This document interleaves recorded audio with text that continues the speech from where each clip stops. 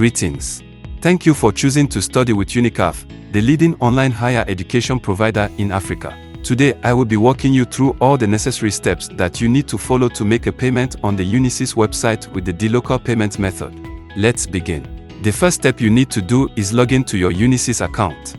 Next, go to Make Payment tab under Finance and select one of the following options. You can either pay a single installment, pay the total outstanding amount, which involves all overdue and pending payments, pay the total remaining amount, which allows you to pay for the entire program in one lump sum, or insert a custom amount to pay. Once you select your payment option, click Continue. Then, select the dLocal payment method. Once selected, check the Terms and Conditions box and then click on the Pay Now button.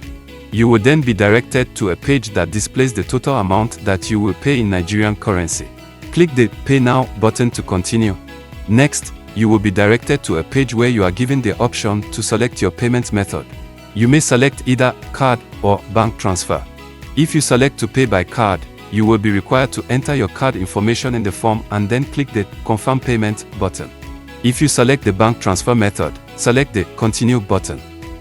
You will then be directed to a page that displays the information you will require to make the payment through the dLocal account. Please note the following. 1. You must enter the exact amount that you will pay, including decimals. 2. Be sure to record the reference number correctly. 3. The transfer has to be made before the expiration date.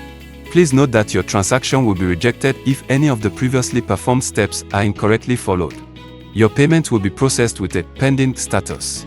Once completed, you will receive an email regarding this transaction. Thank you for choosing Unicaf, and we hope to see you again soon.